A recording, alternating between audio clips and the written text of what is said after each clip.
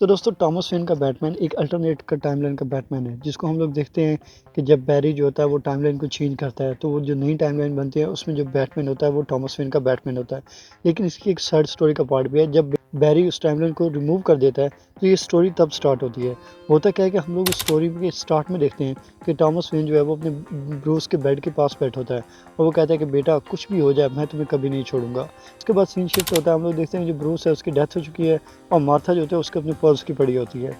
इसके बाद फिर से सीन शिफ्ट होता है और हम लोग देखते हैं जो टॉमस वेन है, जो ब्रूस का किलर होता है, वो उसको एक पत्थर से मार मार के उसकी जान ले लेता है। इसके बाद फिर से सीन शिफ्ट होता है, हम लोग देखते हैं कि जो एल्फ्रेड है उसकी डेथ हुई पड़ी है और उसकी डेथ के ऊपर टॉमस वेन बैठा होता है, वो कहता है ये तुमने क्या किया हनी। इसके बाद हम लोग देखते हैं कि जो मार्था होती है वो जोकर बन चुकी है और वो चेयर पर बैठी होती है, वो कहती है मैं इससे अपने पर्स का पूछ रही थी, लेकिन ये मुझे बता ही नहीं रहा था मेरे पर्स किधर है, तो मैंने इसलिए इसको मार दिया। इसके बाद फिर हम लोग देखते हैं कि गौतम है उसके किलिंग वेव स्टार्ट हो गया है। कोई बंदा है जो सबको मारे जा रहा है, जो उससे पूछा जाता है वो कहता है कि एक बैट है जिसकी रेड आइज है। और हम लोग देखते हैं कि जो टॉमस वेन है वो रैम्पेज पे निकल गया है, जो रास्ते में मिलता है उसको मारता जाता है। उसके बाद हम लोग देखते हैं कि उसकी मुलाकात लड़की से होती है, 20 साल लड़की से, जो कि कैट बन के घूम रही होती है।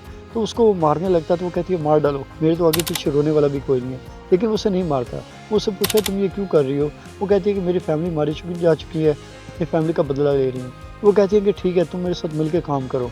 इसके बाद हम लोग देखते हैं कि वो ना मिलके काम करते हैं और टॉमस से बताता है कि उसका बेटा होता है ब्रूस, जिसकी बहुत सालों पहले डेथ हो चुकी थी। अगर वो एक बड़ा होता तो वो तुम्हारे जितना होता है। इसके बाद वो एक दूसरे के साथ बातें कर ही रहे होते हैं, टॉमस वेन होता है वो कहते हैं आओ मैं तुम्हें कुछ दिखाता हूँ।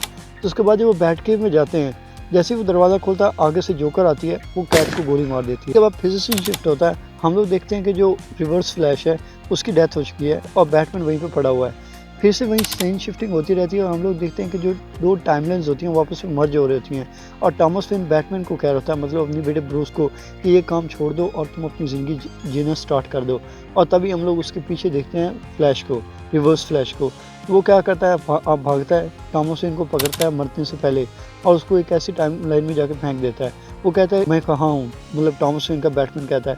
तो रिवर्स फ्लैश कहता है तुम कहीं और नहीं बल्कि एक ऐसी टाइम लाइन में हो जहाँ पर तुम्हारा बेटा बैटमैन है, तुम तो यहाँ मर चुके हो।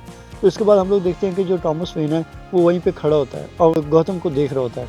इसके बाद वो देखता है कि उसका बेटा बैटमैन और सुपरमैन ये दोनों मिलकर डबल डेट पे जाने की बात कर रहे होते हैं। फिर से सीन शिफ्ट होता है, हम लोग देखते हैं कि जोकर जो होता है वो मर रहा होता है। तो टॉमस वेन उसके पास जाता है और वो कहता है कि मैं तुम्हारी जान बचाऊंगा, लेकिन इसके बदले मुझे तुम्हारी हेल्प चाहिए। वो क्या कहता है, जोकर इस बात पे राजी हो जाता है। फिर से सीन शिफ्ट होता है, हम लोग देखते हैं कि जो बेन है वो बैठा होता है और वहाँ पे टॉमस वेन का बैटमैन पहुँचता है। वो कहता है कि तुम अपना बदला लेना चाहते हो और मैं अपने बेटे को सीधे रास्ते पे चलाना चाहता हूँ, तो क्यों ना हम दोनों मिलके काम करें। तो हम दोनों मिलके, तुम बैट से अपना बदला लो, मैं अपने बेटे को सीधे रास्ते पे चलाऊँ। तो इसके बाद वो निकलता है और एक घोड़े पे बैठने लगता है। वो कहता है कि बेटा मैंने तुमसे वादा किया था, मैं तुम्हारा हर हाल में ख्याल रखूंगा और जिस रास्ते पे चल रहे हो मैं इससे तुम्हें हटा के रहूँगा। यहाँ पे स्टोरी ख़त्म हो जाती है।